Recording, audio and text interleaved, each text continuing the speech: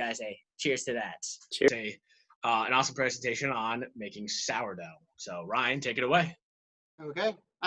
So I guess if like 2 months ago, if somebody would have asked me to give a presentation on sourdough, there probably would have been like 2 people that were interested. But now that everybody has been at home for 2 months, and it seems like everybody's getting into making bread and doing all sorts of new hobbies, and that's awesome. Now maybe there's a little bit of interest. And I'm not a professional baker by any means. I started baking probably 4 years ago when I was on like leave for when I had my first kid and had a lot of spare time, similar to now, being at home, and just kind of fell in love with the process. And just the first few batches were pretty crappy and just kept improving. So I'm not a pro, but so this is kind of anecdotal experience that I have. But hopefully after this is done, I'm just going to go through my process of how I make a batch, and hopefully afterwards, other people that are becoming experts in the last 2 months, or even before that, we can all kind of chip in and have a discussion about the science of sourdough, about differences in process or whatever. So in order to make a true sourdough, you need to first have a starter. I don't know, this is going to be maybe hard to do, but I don't know if you can see that. That's the starter. You smell it, kind of tingles your nose, real like tart and burning on the nose, but also nice and yeasty. And in order to make this, there's some similarities between sourdough and like Belgian spontaneous beers. And there's kind of maybe 3 camps of where the wild yeast and bacteria come from. Some people say that it comes from like the baker's hands, that more like they're just constantly in contact with the starter, with their flour, with the yeast, or with the dough, and so they're kind of contributing whatever is on their hands to the starter. Other people say it's airborne, that it's coming solely from what's in the air around the starter, and then others say that it comes from the flour, that there's already wild yeast and bacteria in your bag of flour when you get it from the factory. I think that's up for discussion. That'd be a cool discussion afterwards, I think. But basically, to make a starter, you add equal parts water and flour. Let it sit at room temperature. The higher the room temperature, probably the better. Maybe it'll take off right away. If it doesn't, you just have to keep decanting off the liquid, make it into something else, and then keep feeding it. The easiest way is to get a starter from somebody else that already has one that's established. And then the cool part about that is I've given it to a couple of people, Alex and Dick, and they said that like it worked great, but immediately after it left my house, it's probably mutated into something different that's now their starter too. So you can add anything to it.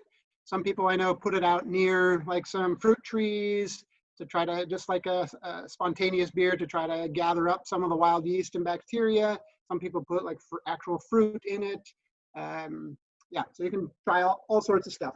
But once you get an active starter going, you should keep feeding it the night before until it basically doubles in size within 8 hours. 8 to 12 hours. If it doesn't double in size in 12 hours, start the process over. Start feeding it again. It's not strong enough, because it will like go to sleep. Even mine, it's 4 years old. It'll like kind of go dormant, and you just gotta keep feeding it, and then it gets ramped up. I like to put mine in the refrigerator afterwards. So it's like once I get it to peak, I'll use the starter for that batch of dough, and then kind of put it in right away, put it in the freezer where it still probably has something left to ferment. It still has sugars and starches and everything to ferment, but it kind of locks that in place. So when I bring it out, then it sort of gets back going again, where if you let it go all the way to completion, then you got to kind of start that whole process over. Again, anecdotal. I don't know if that's actually true, but it seems to work for me. Yeah. Oh, somebody was saying about what are some extra uses, because you do burn through a lot of flour going through your starter. Pancakes are good. And really anything that you mix with flour, milk, eggs, just throw a bunch of stuff in there, some salt. I like the, oh, I can never remember the name, but it's like an Ethiopian pancake or like a flatbread. So there's a lot of recipes with those, and it's kind of like more of a savory crepe. And you can roll up any meat or vegetables in it, and I think that's a good use of the excess starter. So, all right, I'm gonna just go through my process now and what I do on a normal day of baking. A couple tools maybe you need, scale, we probably all have that. I usually do a double batch where I do 2 loaves at the same time, just because we go through a lot of bread in our house. But take any flour. Now I can only find all-purpose flour, so that's what I've been using a lot of. Got a couple of tricks to go around it. Just for ease of like calculations, I do 1,000 grams of flour, and you can use any kind of flour for that. I think you should have a pretty high percentage, like 70% at least of a, like I consider like a base malt, but all-purpose or bread flour. And then you can mix it up a little bit with like spelt. I don't know. Use spelt. You can use whole wheat. I don't know if Zach's here, but he loves spelt. We can use some spelt. Take a little bit of that out. And then one other thing I've been doing, because I can't find even whole wheat flour, I've been doing the like spent grain stuff. I don't know if you can see that, but I just have been taking my spent grain, and I do a brew in a bag sometimes, and I'll take the bag, hang it, like put it into multiple bags, put some in the oven at a high temperature, and just dry it out. But then hang it outside on like a clothesline, put it on like a screen and outside, and just let it dry on a screen, sort of like you would dry your hops. And I kind of think that it's also maybe a way that it also contributes some other weird stuff, like some other wild yeast and bacteria. I don't know if that's true, but it seems to work.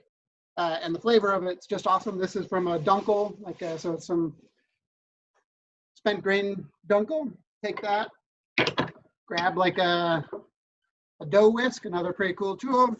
Stir that up, just get it all mixed up. And you take another bowl, and this is where you put your starter in. And so if you're doing a full batch, I like to do about 200 grams. If you're doing 1,000 grams of flour, do 200 grams of, do 200 grams of starter. Pour your starter in. I'm doing a half batch right now, so I'm only gonna do 100 grams. Then add some water. And so here's like the hydration level. I think the more experience that you get, the wetter you want your, or the wetter you can have the water portion, the hydration level. And so I start at like 60 to 65%. I think that's good for people that are, if you're just getting into it. It's just the dough is easier to work with. It's not as sticky, but I think the final product does taste better. Like if you can get up to like 75% hydration. I'm gonna add a little water here.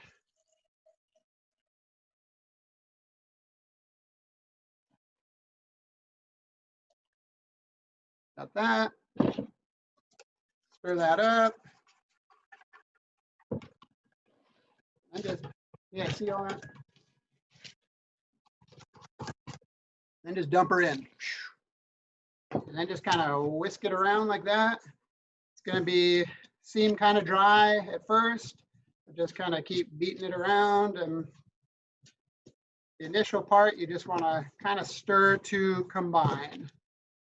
And one thing about adding the spent grain is it does dry things out a little bit more, so that you might have to compensate a little bit by adding a little bit of water. So this can sort of get used to it, and that seems a little dry. So I just add a little bit more.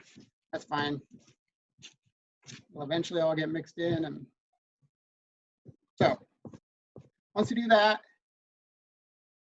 you would normally set that aside and just let that sort of rest. So you're kind of just stirring it to combine. You're not kneading it or anything. It's just like mix so you can't see any chunks of flour or anything.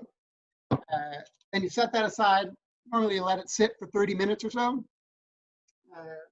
But not let it sit for 30 minutes.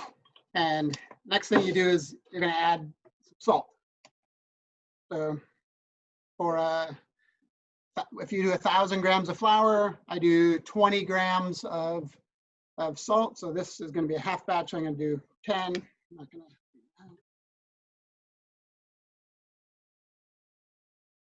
You just put your salt in, add a little bit of water to mix it around. And that's why I like to let this sit for 30 minutes or a half hour, is because I read somewhere that it made me think that that salt is antibacterial, sort of like hops would be with a sour beer, and that the more hops you add to a sour beer, the more it kind of balances the ability to sour that beer.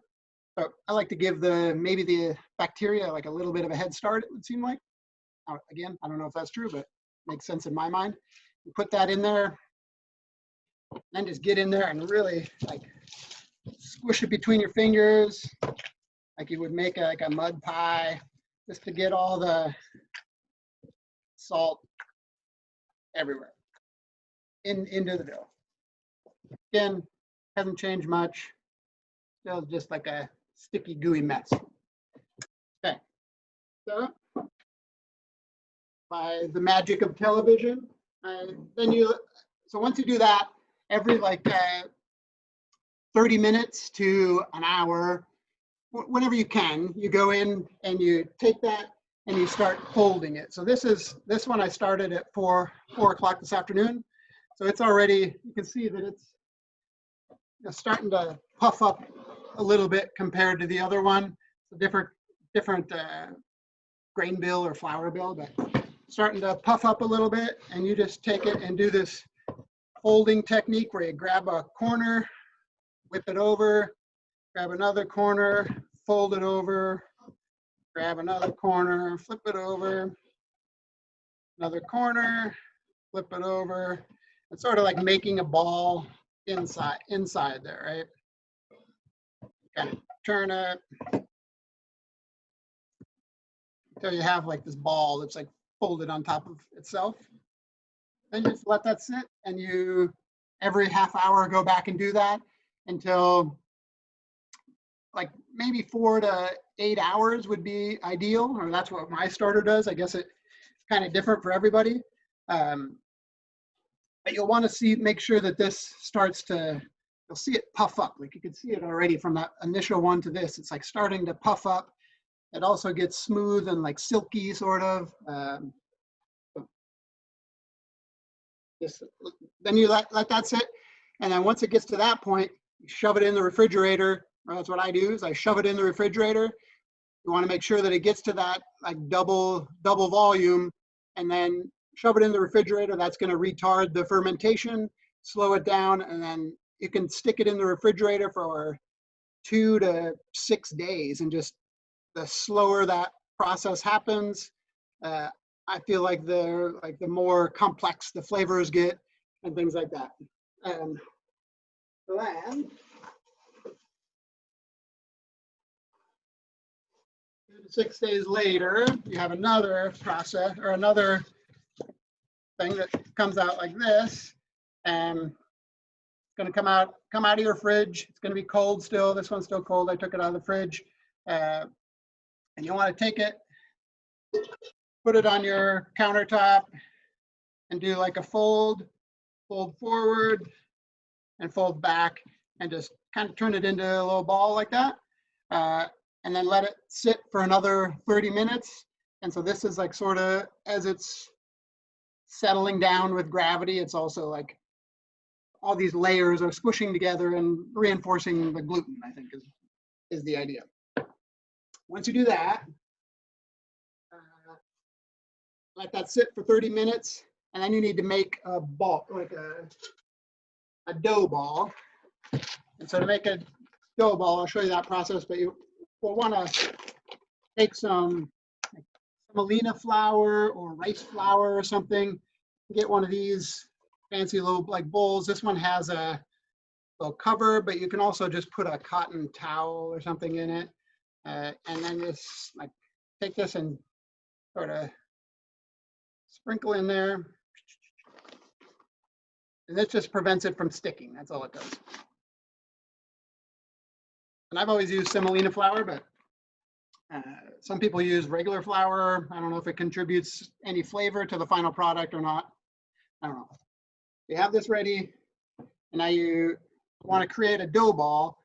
And to do that, you're trying to create like surface tension and to stretch out the top of it so it's real nice and tight. And so you just kind of drag it. I don't know if you guys can see that or not. Yeah, just sort of like drag it across the surface.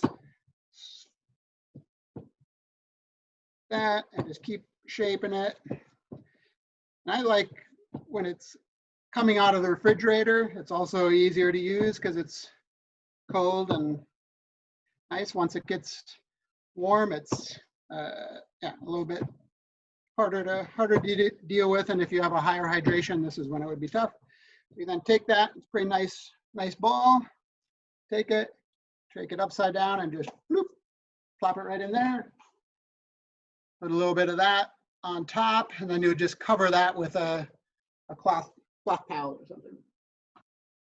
And then you take this, and I've tried putting this back in the refrigerator, and so then the proofing actually happens slow too. That works, and then you just take it out of the fridge and pop it right in the oven. But you can also do it at like room temperature, and that can take anywhere from 3 to 6 hours, I guess. And then you just give it like the poke test, and if it kind of comes back easily, that's supposed to be like not too fat. It doesn't want to leave an indentation, and it's supposed to come back, but not too quickly. And so that one's pretty good. I don't know if you can see it, but it kind of comes back. So then is what you would do. I think the key, at least for me, for sourdough, any bread really, is having one of these Dutch ovens. They're kind of, I don't actually remember how much I paid for it, but I don't think they're cheap. But that's what you're going to put the dough in. So I take a piece of parchment paper.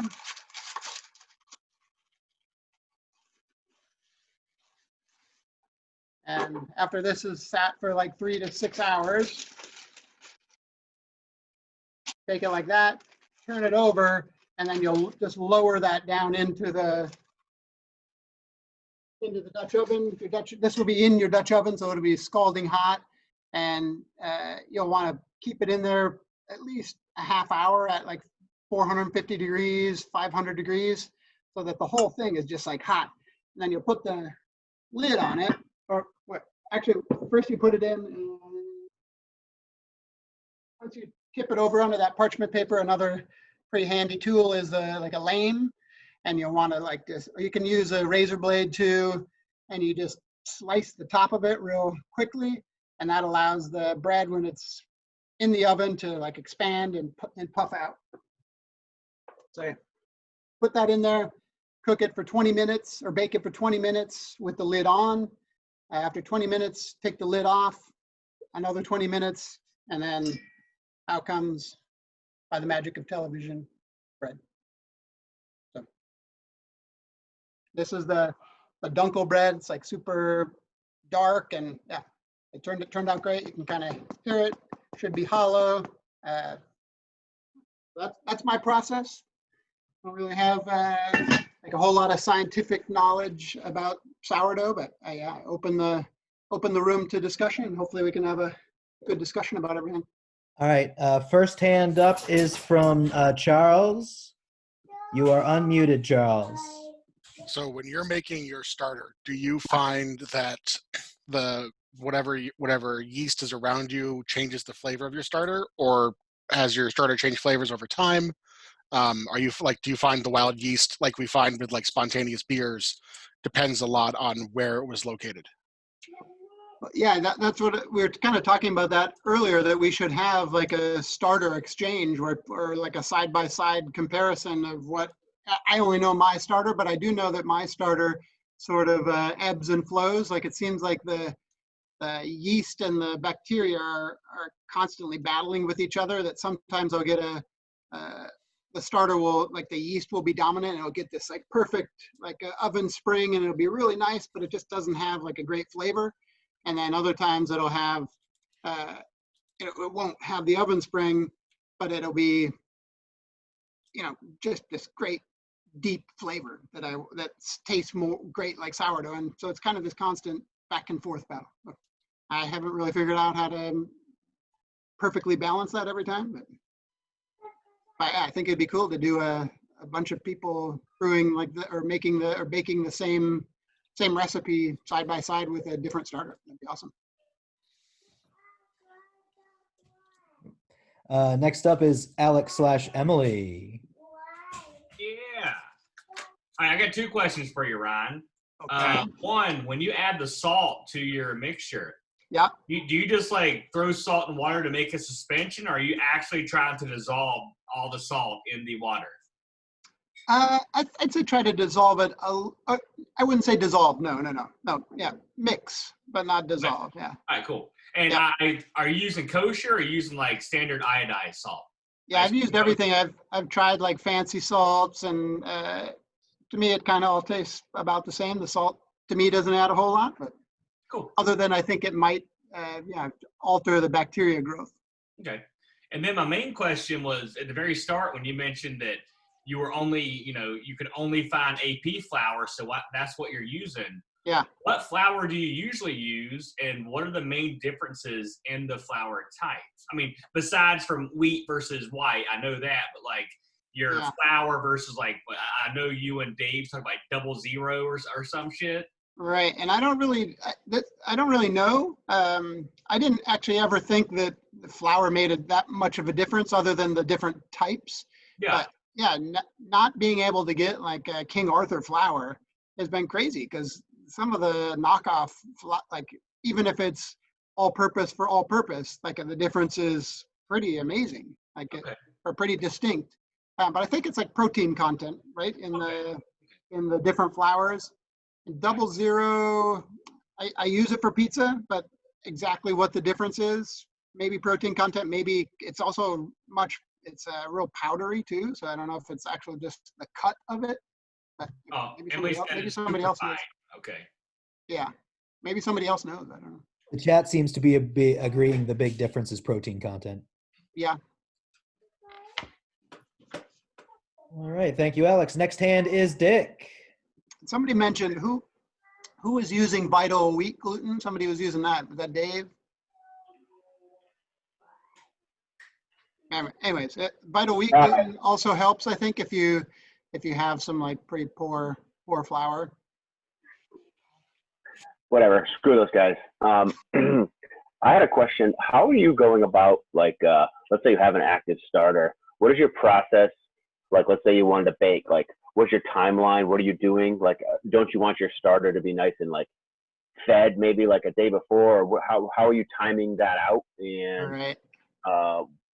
Yeah, I guess mostly timing, and how are you doing it? Are you feeding it the normal amount? You're feeding it extra and then waiting a day, or you're waiting a few hours? Yeah, I think it sort of depends on your schedule, like what you are doing and when your free time is. But I like to do I feed the starter the night before, so it's I go to sleep early, but like 9 o'clock, 8 o'clock, 9 o'clock, I get the starter going, and then by 5 a.m. the next morning, it's ready to put into something, and then from 5 to 8 o'clock in the morning, I can be mixing, doing my folds, getting it ready, and then I can kind of just let it sit for a while, a few hours, and then that's when I'll then shove it in the fridge. But you kind of just have to time it out based on what your availability is. For you working all night, maybe there's been times that I've like taken it to work too, and that's when I'm doing my folds. I'm doing the folds at work. So next, Patricius, I assume that's Patrick? Patricius. Yeah, I don't know if you mentioned this at the very beginning, Ryan, but when you feed, are you, one thing I've read about it and seen in videos on sourdough is that you basically every day, if you're feeding it every day, to keep it always active, you're basically losing half of the starter because you take out 50% of it and then you feed 50% of whatever non-bleached flour you're using. Yep. So that tends to either you use it every day or you're wasting half of it, which is just the nature of the beast.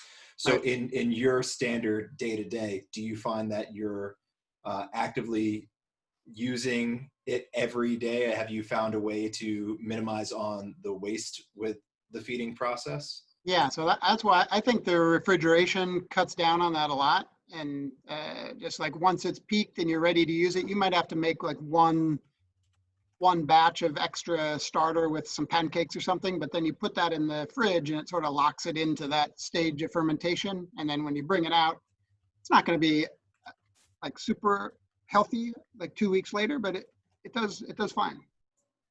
But yeah. And I had a second question on that. Have you tried utilizing your sourdough culture in a fermented beverage of any sort? I have not. I have. Will you? I have put my beer into like the dregs into my starter, so that's part of it. At one point, like a couple of years ago, so that's part of it.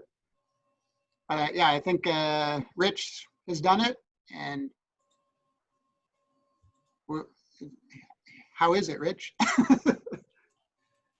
He's muted. I'll interpret his dancing. He doesn't. So far, he's saying that he's had mixed results. Yeah.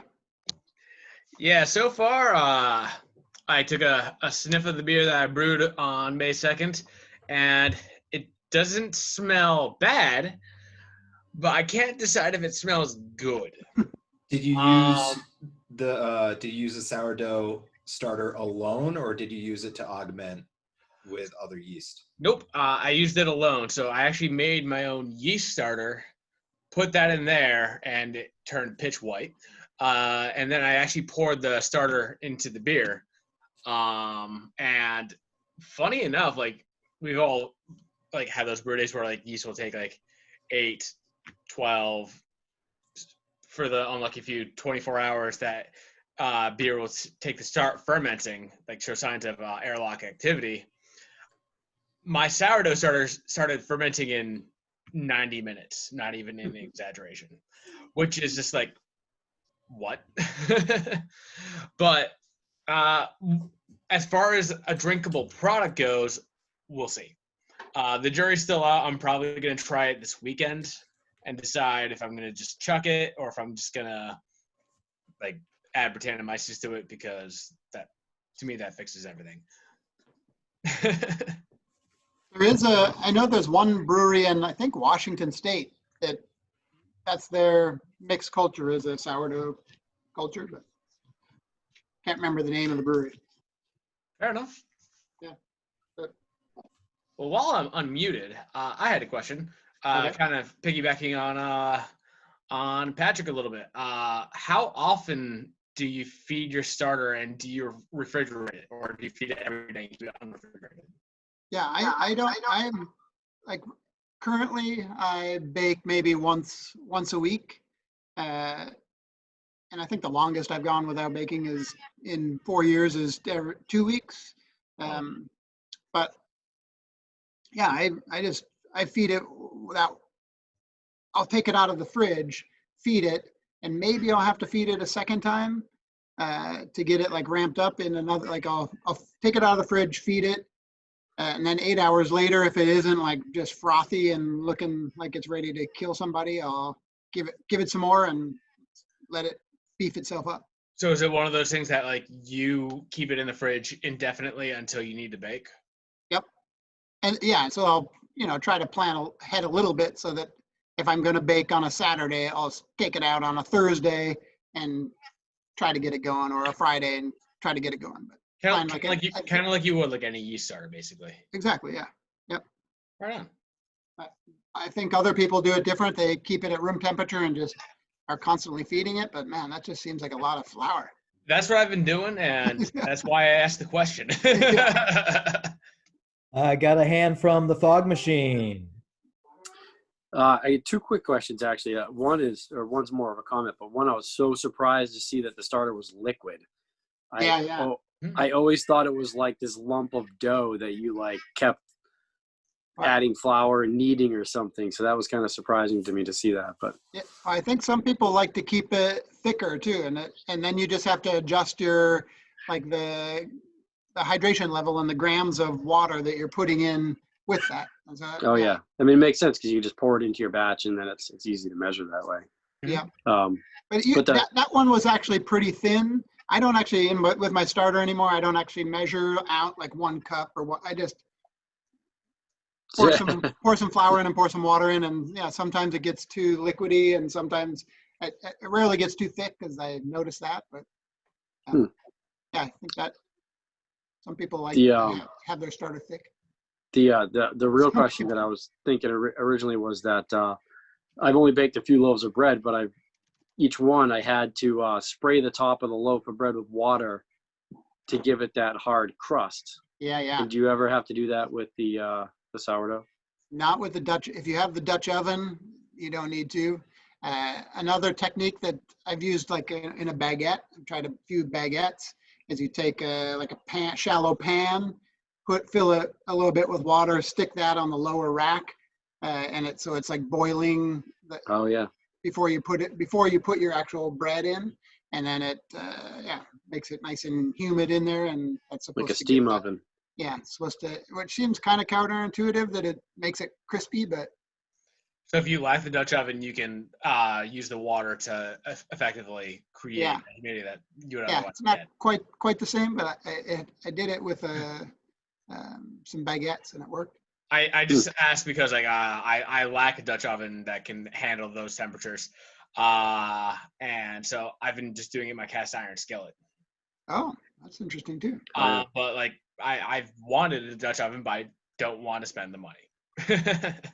So the Dutch oven essentially creates like a steam box for it. Yeah, I wonder if Rich, you could take like a stainless steel, something like that, and put it over the top of your cast iron skillet and the loaf, and it'd do the same thing. Do you find that there's a like a size of starter that works best, or have you like made too much starter and then it failed for some reason?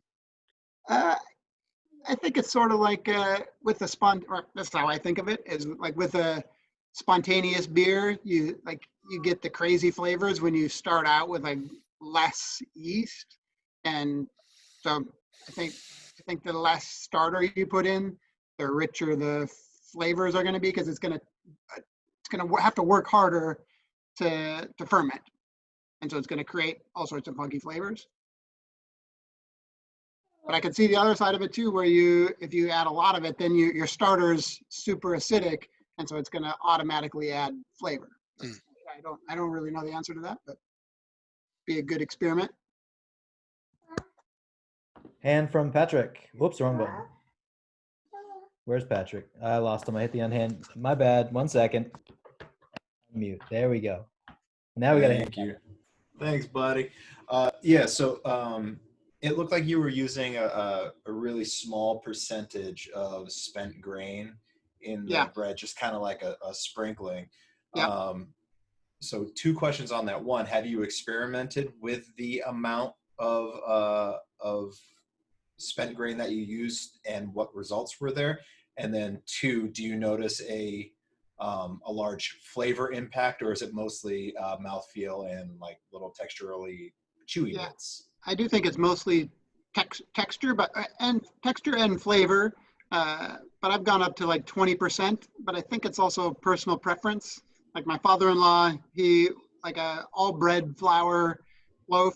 He doesn't like. My wife loves it, but then all spent grain, my wife won't touch it. But my father-in-law loves it. So I don't know. I think it's personal preference, but I do think it's definitely adds like a more rustic texture and flavor when you add when you get above like 5% or 10%, then it gets pretty rustic. And are there any experiments that you've done with sourdough that you were really surprised by, like just on a loop, like I did this and it was great, or I did this and it was terrible? I did try to make a kvass where I had a bunch of like 3 or 4 loaves of sourdough and use that and mash that with some grain to make a beer, and that was not good. Where I thought, oh, maybe it would be good, but yeah, it was not good. Yeah, I don't do like side by side experiments, which I should, but yeah, I don't. Yeah, I think I'm gonna have to convince Molly to get a sourdough started. Yeah, I'm not doing it. You're doing it. Yeah, and I would recommend getting the starter from somebody and then also making your own, and then that way it's less frustrating, right? If you have one that's working, someone told me that they just got 7 loaves is either selling them or giving them away, or 7 stars is selling them or giving them away, and that they got their, or maybe they just knew somebody there. I don't know. Yeah, I definitely want to get one of these started because I'm a big fan of pizza, and this would almost force me to make pizzas more often. Yeah. And if you haven't had a sourdough pizza, oh, delicious. Good, yeah. That's all I have for it. I don't have any other hands up. Does anyone have any particular questions at this point? Any more questions? Or does anybody else want to like share their process or differences? I'd like to know. I'd like to learn some. Like I said, I'm not an expert. I'd like to learn other people's process too. Well, one thing I don't know if you mentioned or not, I mentioned it in the chat, is much like when you are taking any product that you want to ferment, it's important to double check the ingredients or the process. If it's a single ingredient, the process in which it is made. I've read a lot and seen a lot of videos on this where people say, do not use a bleached flour because that flour at that point in time has been stripped of all its basically the nutrients. It would be like trying to make a hard cider out of apple juice that's been like hit with potassium sorbate or something like that. So that's one of the things. I don't know if you mentioned that, and you might have been, and I missed it. No, yeah, but that's one of the things I saw. Right now, it's hard to get flour. Normally, I put like some rye or whole wheat in there, and then like a good base of a bread flour. That's mine. And then treat the other one sort of like a specialty malt or something, where you do it at lower percentages. But I tried to do a 100% rye, and it just did not work for me. Josh, what's up? Oh, I think I missed it, but what's the real process for getting the starter going? Like if you're just starting it from the beginning. Yeah, from scratch. Yeah. I think it's been a long time, but I think it's just adding equal parts water and flour and keeping it at room temperature. And then every 12 hours, 24 hours, discard half of it or discard all of it, but a quarter cup, and then add more. Do you think it'd be a good idea to go like throw a bootleg biology, like Aurora blend or something in there, like a lacto blend, and just get it rolling? Why not? Yeah. Yeah. Yeah. I got one in the fridge that's been sitting for a bit, so. Yeah. Yeah, I think the yeast that there's like a specific yeast that they found in San Francisco sourdough that has been named after that, but then they've found it in other parts of the country, similar to like a lambic that they found this. The Belgians think that you should only be able to name something lambic if it's come from that specific region of that valley, and same with San Francisco. Right. I think the yeast is found everywhere. You can make great sourdough. You can make great sour beer anywhere. Alex, do you have a hand? Yes, I do. You want to say anything or is it me? Bud. Right. Yeah, so going back to the starter management from what Ryan said, I pretty much do the exact same thing Ryan does, just kind of like let my jar of starter sit in the fridge, and then, like once a week we're baking bread. So we'll take it out of the fridge. Emily will take it out of the fridge, she'll feed it, and then, after a few hours, you're going to get more bubbles to form and everything. So that's what we've been doing. Yeah. And I've just been Ryan Kopp was nice enough a couple months ago to send me a detailed instructions of how to make sourdough, because I was flying blind. And Ryan, yeah, I'll send that too. Yeah, I've been following your instructions, and so far, me and Emily's been hella happy with how everything's came out. Nice. Yeah. So I strongly suggest to follow Ryan's instructions. Yeah, I'll share that somewhere. I've got that like a Word document that I can share. I will say, if Alex ended up getting Ryan to give us some starter, because he kept bugging me to make sourdough, and I kept saying, I want to make my own starter, and they never did it. From at least what I've read about when you make your own starter, you want to start definitely with a lot of a high proportion, if not all, of whole wheat flour. I guess again because of probably the protein content, that there's just that much more stuff for the starter to work with, so that if you're starting with Stop and Shop all-purpose flour, it's probably going to have a harder time taking off. Right. Yeah, I agree with that. Erin, I saw you had your hand up earlier. Do you have something to add? Oh, my point has actually been made by a couple people, because I had a really hard issue with getting a sourdough starter to start using just unbleached all-purpose. So I started doing a half rye, half all-purpose mix. Yeah. That has worked really well, and it's currently living above my stove and very happy, but nice. 8 other people have said it, so. Yeah. Excellent. Any other questions, comments? Anyone wants to add? Say something in the chat or throw your hand up. All right, not seeing any more action from anyone. All right. Well, thank you very much, Ryan. I'm going to unmute our El Presidente here. Hey, finally, God. That was a great presentation, dude. I learned a lot. I'm sure everybody else also learned a lot. We're gonna call this meeting adjourned.